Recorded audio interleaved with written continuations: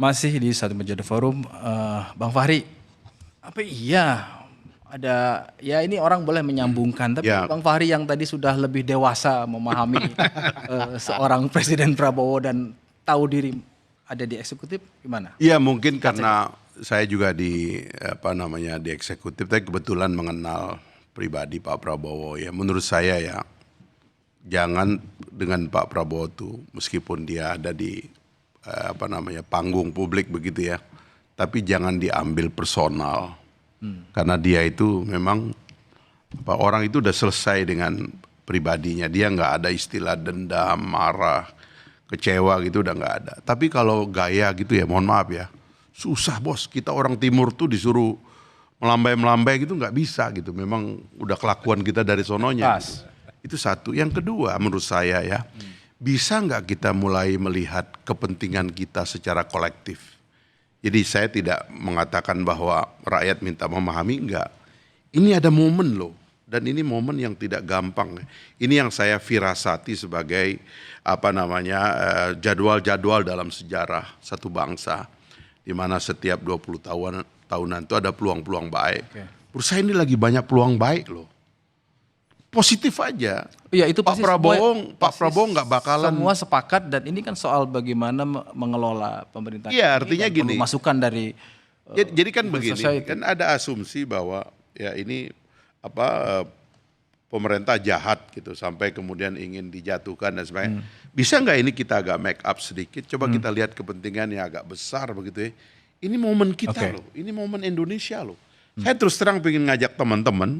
Karena Pak Prabowo tuh nggak mundur, dia positif aja. Dia nggak akan peduli kalau ada yang melanggar hukum, dia sikat, pasti dia suruh sistem ini bekerja, dan dia koreksi loh. Kalau ada tindakan-tindakan, dia koreksi, dia baca, gila, dia bilang itu ada pengusaha sudah ingkrah dikangkangi itu kebun, dia nggak mau, saya suruh sikat, dia bilang.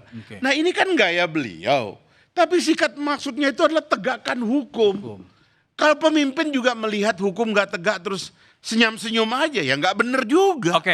Tapi kalau dia bilang begitu, jangan dianggap wah ini intervensi, bukan. Bang Fahri. Pertama tentu terjemahan Bang Fahri sebagai ahli tafsir presiden ya akan sangat berbeda. Sudah sangat memahami. Mas Yogi akan sangat beda dengan yang di bawah presiden yang lain. Kata menertibkan bisa dimaknai sangat berbeda. Saya itu termasuk yang agak bersedih hati sebagai warga Sumatera Barat ya. Presiden selalu mengatakan meskipun Sumatera Barat itu kalah. Saya perhatikan, beliau lupa sebelum-sebelumnya warga Sumatera Barat itu memilih beliau. Sekarang beliau lebih cenderung menggunakan diksi yang orang-orang kalah itu, dia lupa.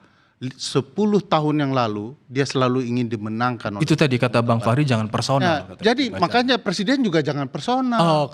Ya kok aneh jadinya kalau kita diminta mengerti presiden, bukan presiden yang mengerti kita. Emang kita siapa? Kita ini rakyat. Beliau pemegang tertinggi kekuasaan. Begitu terbawa perasaan, walaupun bukan itu maknanya, disalahartikan oleh anak buahnya, terjadilah yang macam-macam, bahkan mungkin termasuk penyiraman. Karena itu sebabnya presiden sampai hari ini belum pernah mengucapkan bela sungkawa pribadi terhadap teman kita Andri Yunus ini.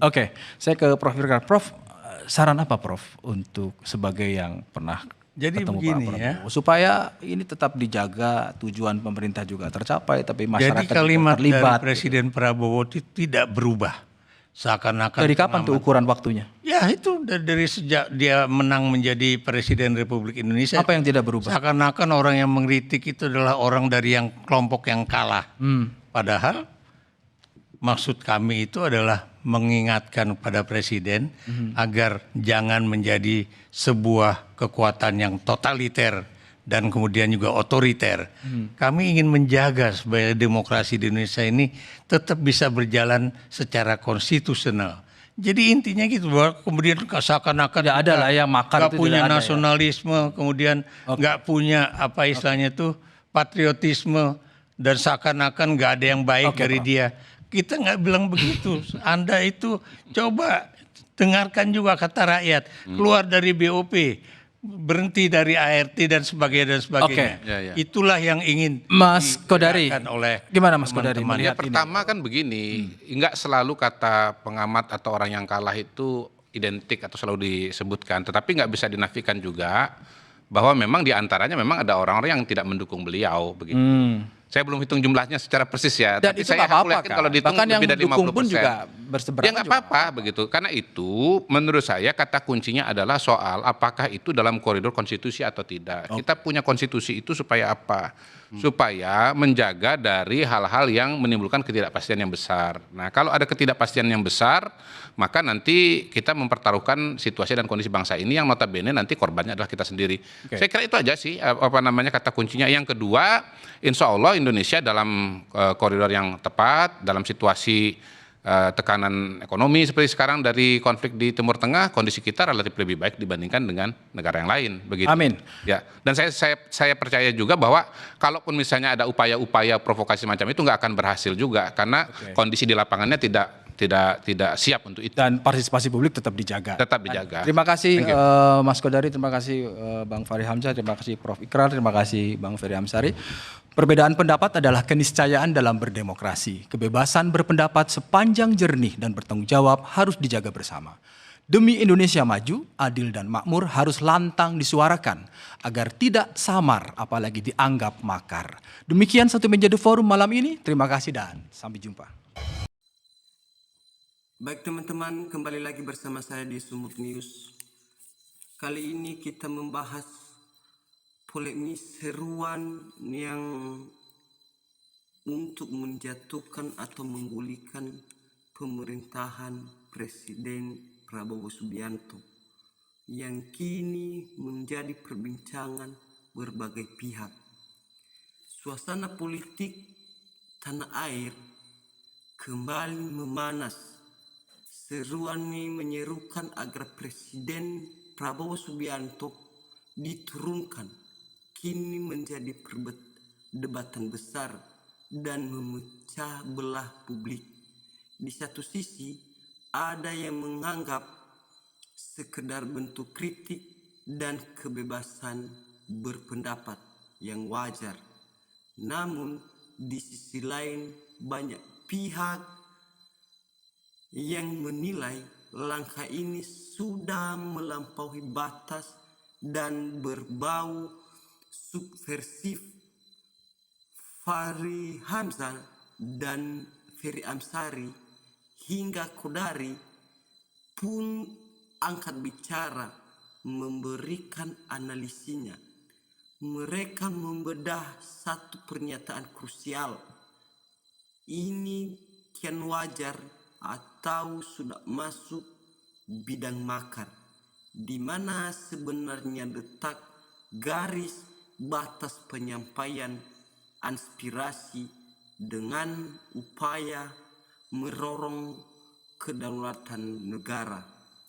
Apakah ini murni soal perbedaan pendapat atau ada niat lain di balik layar yang ingin mengubah tatanan secara paksa, atau ada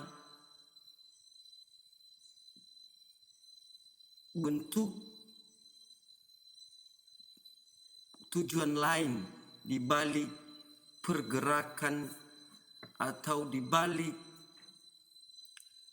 kritik tersebut yang telah dilontarkan terang-terangan.